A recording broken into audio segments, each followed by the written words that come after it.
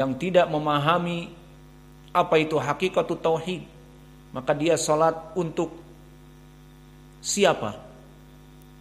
Seperti kelompok orang-orang Syiah Ar-Rafidhah, mereka salat di depan makam dari Khomeini, di depan makam dari wali-wali mereka, dan juga orang-orang As-Sufiyah salat di depan wali-wali mereka, kuburan nisan wali mereka.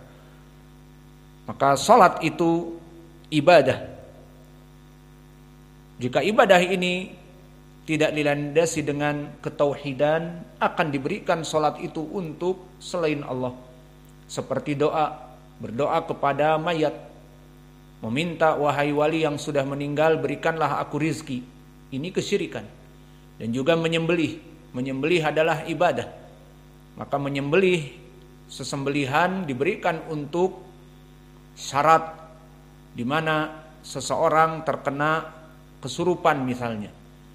Kemudian dibawa ke tukang dukun, ke tukang klinik ataupun paranormal. Maka kemudian dukun ini mengatakan harus disembelih ayam cemani hitam semuanya. Bulunya hitam, matanya hitam, paruhnya hitam, cekernya hitam, kakinya hitam, bahkan kalau berak hitam. Dan kalau dia kentut gelap. Ini berapa harganya ini? Alhasil disembelih. Disembelih atas siapa? Atas nama jin dan syaitan. Maka yang tadinya kesurupan jerit-jerit, setelah diperciki darahnya hilang. Aradallah bidzalik. Allah menginginkan perkara tersebut. Meskipun itu menyelisihi dari kauni asyari, dari segi syariat syirik. Namun Allah mengabulkannya agar dijadikan di sana fitnah bagi mereka orang-orang yang mengikuti syaitan, iblis. Ada, diberikan oleh Allah kesempatan, akhirnya sembuh. Maka setelah sembuh, pulang dalam keadaan bisa tertawa dan bicara dengan normal. Kemudian setelah itu nanti kalau kambuh lagi datang lagi ke sini. Maka akhirnya setelah 2 bulan kesurupan lagi. Minta disembelihkan lagi. Akhirnya dia datang ke pesisir. Kemudian disembelihkan lagi.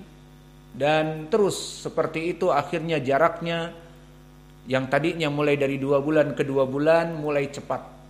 Sebulan sekali. Kemudian sepekan sekali. Itulah dari permasalahan perkara-perkara baik shalah, baik doa, baik sembelihan, semuanya ibadah. Adapun as-shalah ibadah jelas karena dia rukun Islam dan Allah berfirman wa aqimus shalah. Dan adapun doa maka dia juga adalah ibadah. Allah berfirman ud'uni astajib lakum. Berdoalah kepadaku, aku akan menjawab dari doa-doa kalian. Dan hadis Nu'man ibni Bashir yang diriwayatkan oleh Imam At-Tirmidzi yang disahihkan oleh Syekh kami Muqbil, disebutkan ad-du'a huwal ibadah. Doa itu adalah ibadah. Dan begitu pun sembelihan ibadah berdalil dengan fasalli li rabbika wanhar. Maka salatlah dan sembelihlah hanya untuk Allah Jalla wa Ala. Maka di sini salat kenapa dia dijadikan nomor 2 yang penting, tauhid first, karena salat jika tidak diajari tauhid nanti akan diberikan salat ibadah ini kepada selain Allah. Al-faidah ataupun al-mas'alah yang ke-9,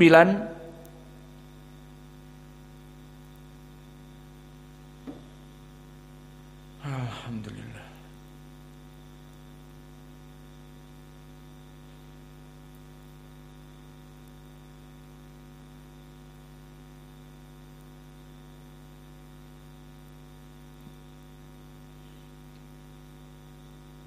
Indak ya Hudzaifah, udkur lana 8 masail. Iqra.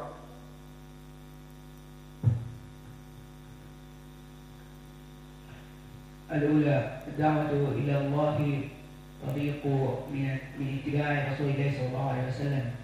الثانية التنبيه على الإخلاص لأن كثير من الناس لو دعا إلى الحق فهو يدعو إلى النفس. الثالثة أن البصيرة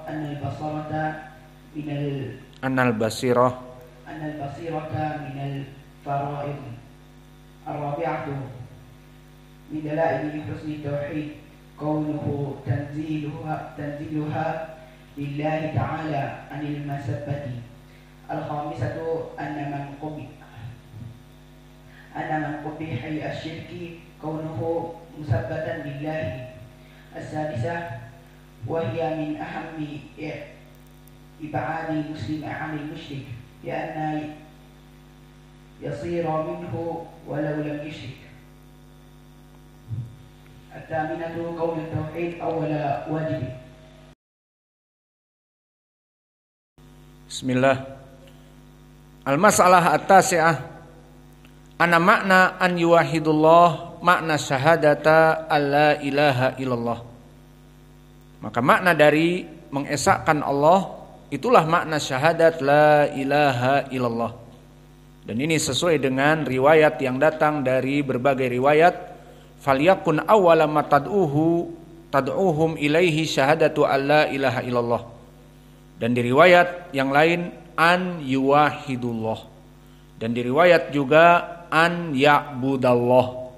Maka semuanya saling menjelaskan an ya'budallah maknanya beribadah kepada Allah yang bagaimana sampai melaksanakan syahadat alla ilaha illallah. Itulah dia makna an yuwahidullah sampai mengesahkan Allah. Dan al-masalah yang ke-10 al-mas'alatul asyirah anal insana qad yakunu min ahlil kitab wa huwa la ya'rifuha au ya'rifuha wa la ya'malu biha. Maka di sini Syekh ingin menjelaskan dari ahlul kitab banyak juga mereka yang tidak faham tentang apa yang ada pada mereka dari agama. Seperti kita lihat zaman now kaum muslimin mengaku muslim, tidak sholat, tidak mengetahui syariat-syariat Islam.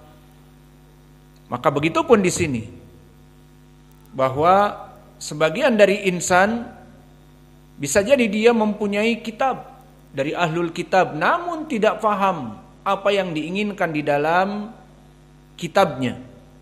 Sehingga di sini yang menjadi poin pendalilan adalah Nabi memerintahkan Mu'adz untuk mengajak kepada tauhid. Padahal ahlul kitab jika merujuk kepada kitab yang benar, kitab Musa, kitab Isa, terutama agama yang terakhir pada saat itu kitab Nabi Isa, maka di sana Nabi Isa mengajak kepada tauhid.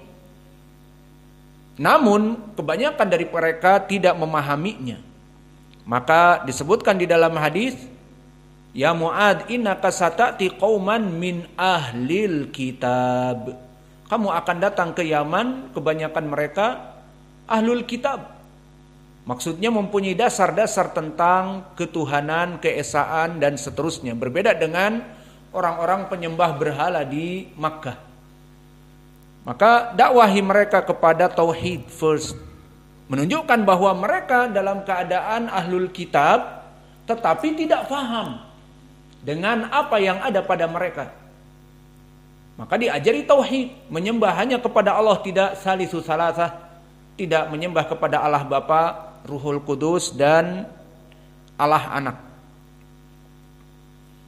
Dan juga faidah di sini al-hadiyatu asyrata yang ke-11 at-tambih ala ta'lim bitadarruj atau bitadrij. Makna tadrij adalah bertingkat-tingkat dari penting atau dari yang paling penting kepada yang penting, kemudian yang sekunder dan seterusnya.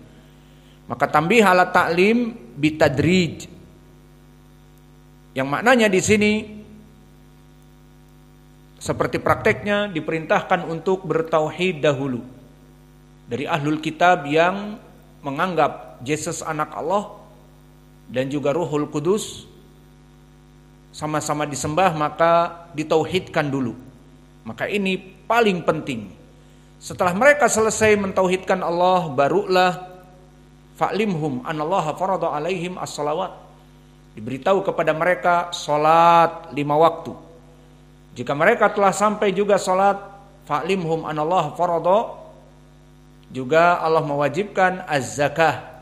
Maka setelah mereka memahami zakah, diperintahkan untuk menjauhi kedzaliman dan seterusnya seperti di dalam hadis.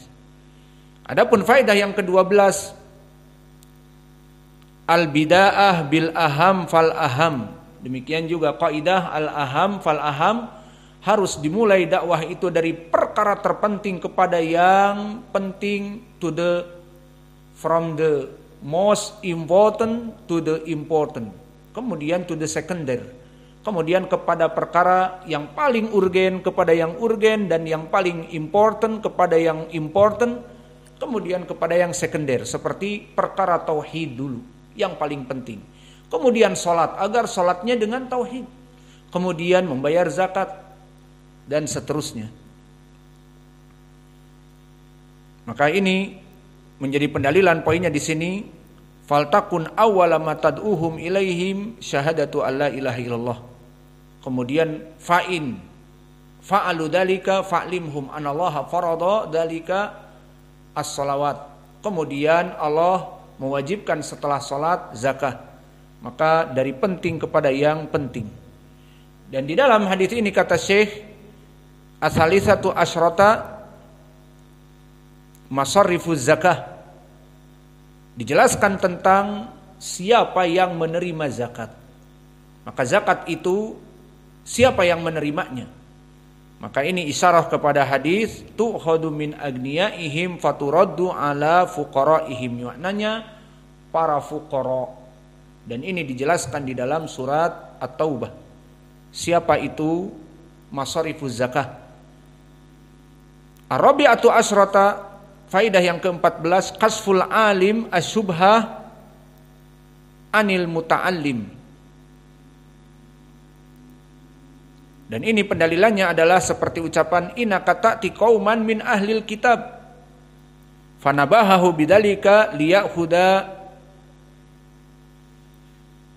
al-hadr.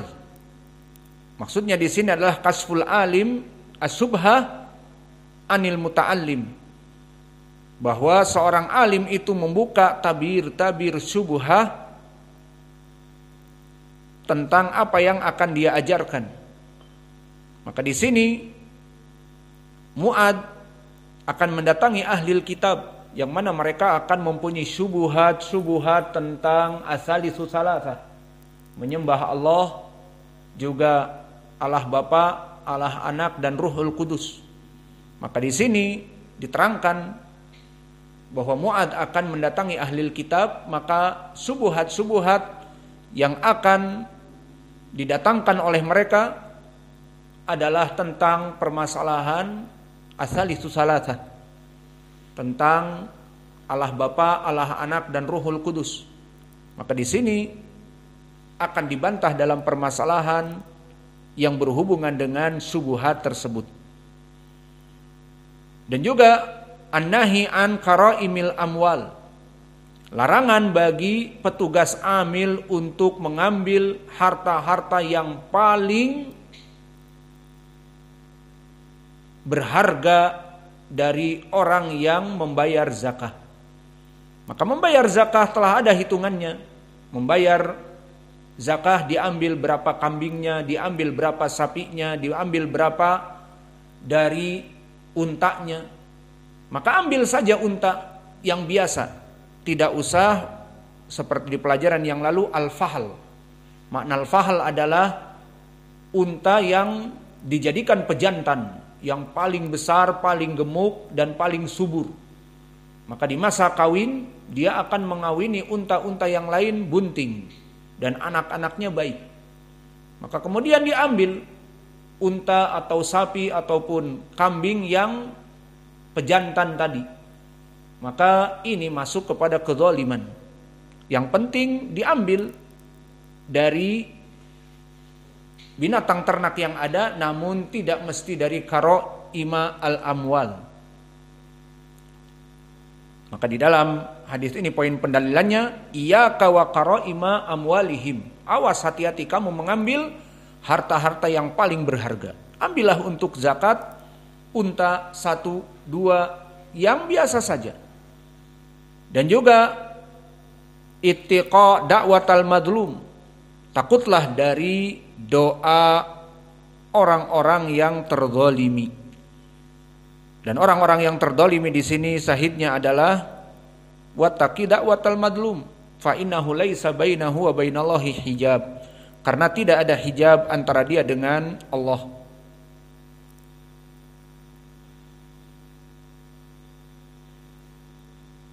Dan juga al-ikhbar bi annaha la tahjubu, sesuai dengan lafaz fa innahu laisa bainaha wa bainallahi hijab, bahwa doanya mereka diijabahi. Kenapa? Ilahnya tidak ada perantara antara orang yang dizalimi berdoa. Maka di dalam beberapa riwayat hadis mengatakan la ansurannaka walau ba'da hin, maka kata Allah, pasti aku akan menolongmu meskipun agak terlambat sedikit, namun pasti aku akan menolongmu.